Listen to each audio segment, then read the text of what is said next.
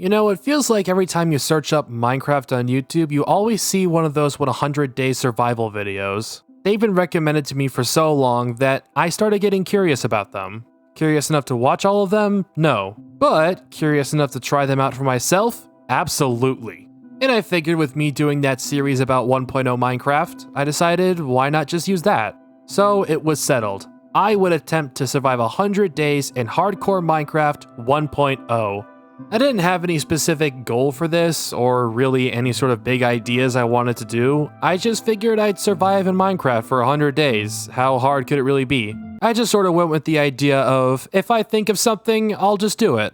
With that all out of the way, here was my attempt at surviving 100 days in hardcore Minecraft 1.0. The first day was just about gathering my resources and figuring out how I want my home base to be set up. Ignore the fact that I nearly starved to death on the first day. I was trying to keep the animals alive as long as possible so I could make farms. I wanted to make a very large base with enough space for everything I needed, so I decided to flatten the top of this hill to make the space. And next thing I knew, it was nighttime, and I didn't want to deal with the mobs with the most advanced tool I have being a stone shovel, so I went to bed, out in the open. Day 2, I completed flattening the top of the hill to have a good enough idea of where I wanted to start building my house. I gathered up more resources for construction and tools, however, it was not enough in time for me to finish the house, so I ended up sleeping up out in the open. Again. But hey, at least this time it was more of a construction site than the wilderness, so that's progress. Day 3 was more resource gathering, along with some light exploration of the nearby caves, in which I found myself some iron to make new tools out of. Once again though, my house is not done, so I'm still sleeping in a construction site. Day 4, I went back into the caves to explore more of them to see just how worth it was to spend my time in them. And it turns out it was really worth it because they just kept going on and on and on. And I even ended up finding a mob spawner. After exploring for a little while, I came back up to the surface and decided to get working on a farm so I don't need to worry about food. I ended up spending the rest of the day digging out more of the hill and collecting seeds to plant, so once again I'm sleeping in a construction site. It may have taken all day to complete, but by the end of the day I finally had a wheat farm planted and growing. Still sleeping in an unfinished house though. Okay, it's day 6 and I haven't finished my house yet. No more stalling, I need to finish this building and get it done. Gathering everything I needed, I added the windows, started on the roof, made myself a good looking stone brick floor, and once again started working on my house to focus on farming. This time I'm making pens for animals. I really suck at staying focused on the task at hand. Okay, as soon as I woke up the next morning, I put the ceiling on, and I was finally no longer sleeping, exposed to the elements. I know it took until the 7th day to finally get to that point, but shut up. With that being taken care of, I spent the rest of the day getting animals for the farm, by which I mean just some pigs. I did try riding one of them, but I couldn't figure it out, and I couldn't get off, so I just killed it. Whoops. But hey, now I've got both kinds of food sources and I can make more of them, so there's no fear of me running out of mobs for food. So I used that lack of fear to cook as many pigs as I could until the sun set. Day 8 was all about cave exploration because I discovered the cave near my house went extremely deep into the world, to the point where I was finding tons of iron, gold, redstone, lapis, and eventually even diamonds. Not even 10 days into this and I've already discovered diamonds. And of course, as soon as I found them, my pickaxe broke. But I got the 3 that were there, and that's all I need to make a diamond pickaxe, so it's all good. On day 9, the iron I had found had smelted into ingots, and it was more than enough to make myself a full set of iron armor, more iron tools, and I also made myself a bow and arrow. I made another pen today for more animals. This time I plan on using it for chickens, so I could have a supply of not only chicken to eat, but also a supply of feathers to make arrows with. Using bone meal, I grew some of the wheat in my garden to feed to the pigs to make some new ones, and using the eggs I've been collecting, I used them to hatch 2 little baby chicks. Day 10, I make my way back into the depths of the cave in search of more riches, and on top of the usual minerals, I end up finding not 1, but 2 pockets of diamonds. This cave just seems to get better and better the longer I'm in it. But I soon leave after finding my diamonds, and decide to start working on a sugarcane farm. But I ran out of sand, so I couldn't finish it. But on day 11, I went to the nearby swamp and dug out tons of sand so I could finish my sugarcane farm, and then I planted the sugarcane. So remember how on day 7 I specifically said I finished the ceiling? Well, that's because they didn't make the roof. Yes, I know, it's day 11, I've made all this progress and I still haven't completely finished my house yet. I know, I suck at finishing tasks. But I got right to it. I got tons of cobblestone to smelt into stone, which took the rest of the day, but I was able to finally, for real this time, finish building my house. And I gotta say, it looks pretty good. And then a creeper tried to ruin it, but it didn't, so it's all good. Day 12 was another day cave mining, aka Victorian Child Simulator, except I'm here because I want to be, and not because you could put a 5-year-old underground to mine for your riches. Also, I get to keep the riches for myself. Here, I also gathered obsidian for future purposes, and by the time I was finished, it was already the middle of the night, so I went to bed to rest my aching bones. Day 13 was spent up on the surface making preparations to go to the nether. I started building a small structure to put the portal on, because if you're making a portal to hell, the least you could do is make it pretty. Unfortunately, making a portal to the depths of hell takes time, and I didn't finish until day 14. And hey, it looks like my dedication to the design was worth it, because there ended up being a nether fortress just a short walk away from the portal, and the blaze spawners were right next to the entrance of the fortress. You know, saying all this out loud sounds like I'm faking content, but it's the truth. I can't change it. Day 15 was the start of my dive into alchemy. Returning to the nether, I searched through the fortress to find the netherwort and soul sand hidden within to plant a netherwort farm next to my portal. The next day, I decided that the original netherwort farm didn't look that good with my portal, so the whole day was spent in the nether, landscaping the portal area and reshaping the farm to fit better with it. Now, day 17 was about both alchemy and magic. Using the sugarcane, I crafted paper, turned that into books, and turned those books into bookshelves to get started on enchantments, along with also spending the day brewing 27 awkward potions. That way I can jump right into making new potions as soon as I get the materials for them, which I started on by making potions of swiftness. I decided that I wanted a building specifically for enchanting items, so I started construction on that. I swear this time I'm actually going to focus on it until it gets done this time. And hey look! I finished the basic structure the next day. But I didn't actually start on the actual enchantment part until day 20 from how much resource gathering I had to do. Most of which was waiting for cobblestone to smelt into stone to make stone bricks for the floor. And it turns out I severely underestimated how much sugarcane I would need for this to work. So I spent the rest of the day foraging for more while my farm grew more on its own. But hey, with how long it's taking for me to finish that, I was able to finish construction on the roof to make the building completely finished. And it still took less time to finish than my actual house, so I consider that a victory. Day 22, I stayed outside all day to watch the sugarcane grow. That's it, that's all I did. It didn't even grow much. I kinda wasted my day. Day 23 wasn't much to talk about either. Just farming, waiting for sugarcane, and fishing to pass the time to get some food.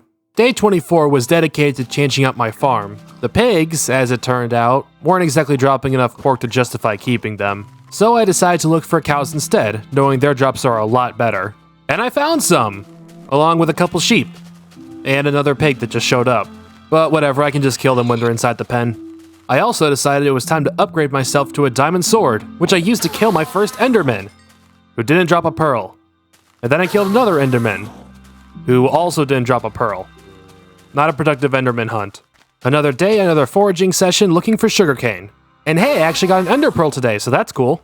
Day 26 was kind of a nothing day too. I mean, I worked on some potions, killed more mobs, got another ender pearl. Not much to say really.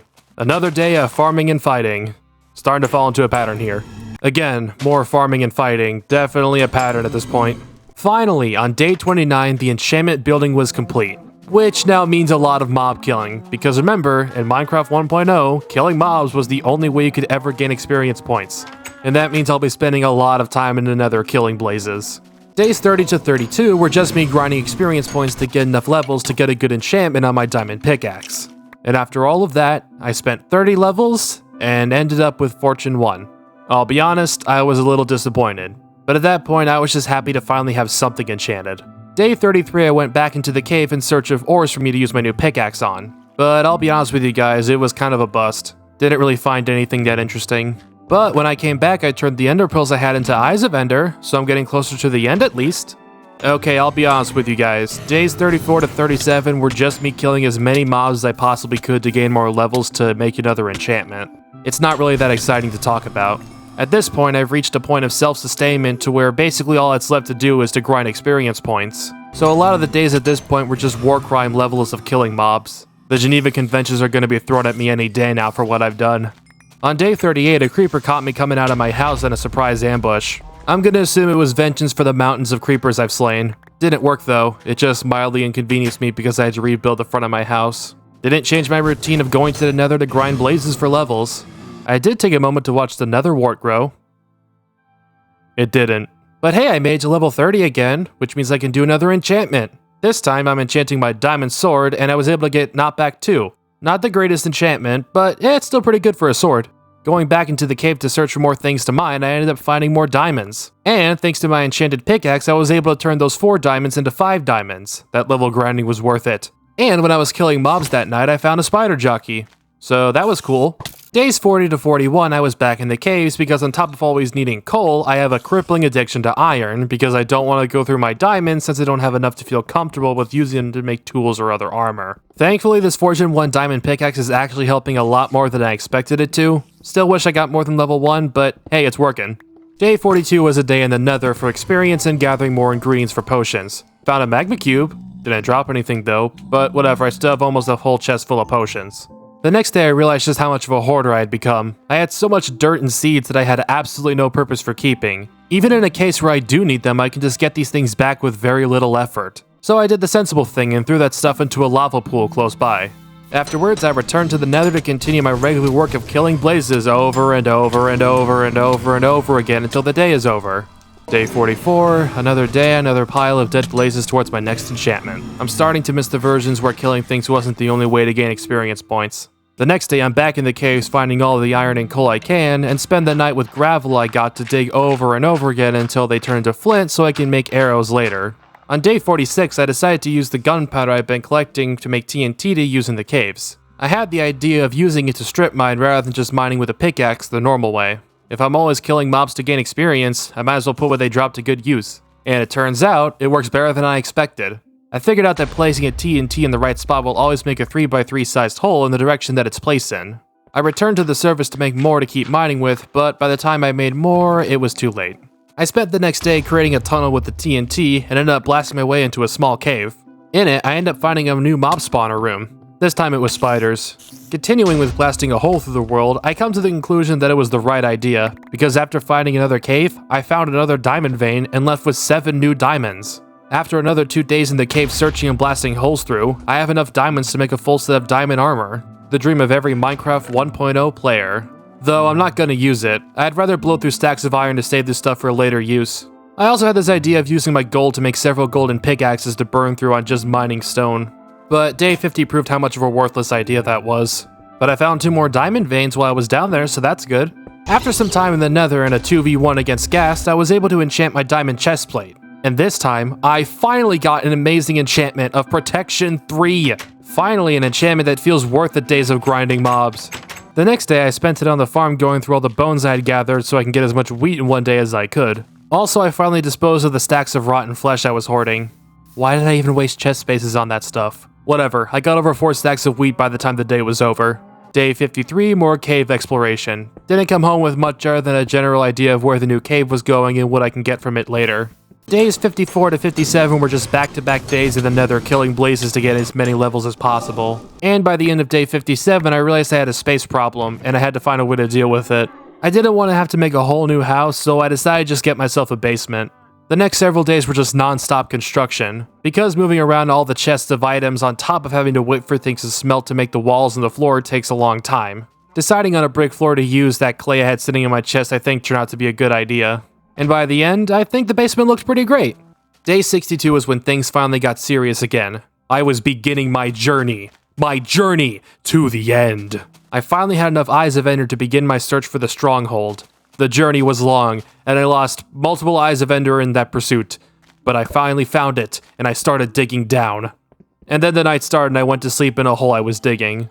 It took a full day of searching, fighting, and getting lost.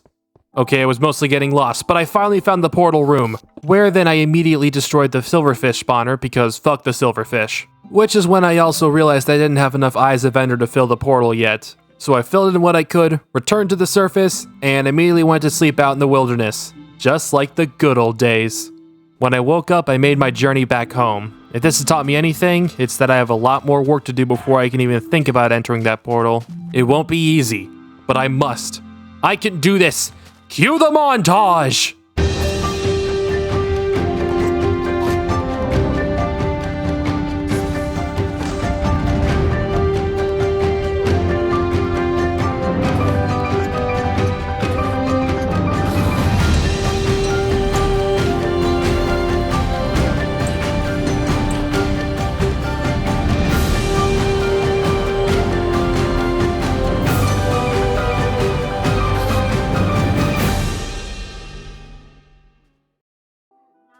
The day has finally come, everyone.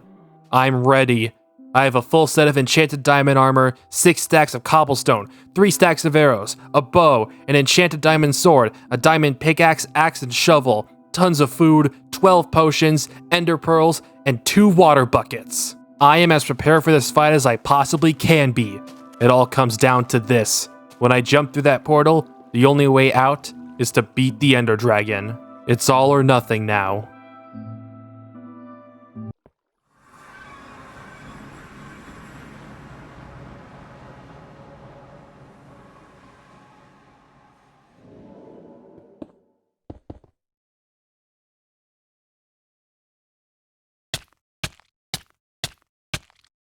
Oh. Well. I guess that's it. It's over. I died. Didn't even get to set foot on the land.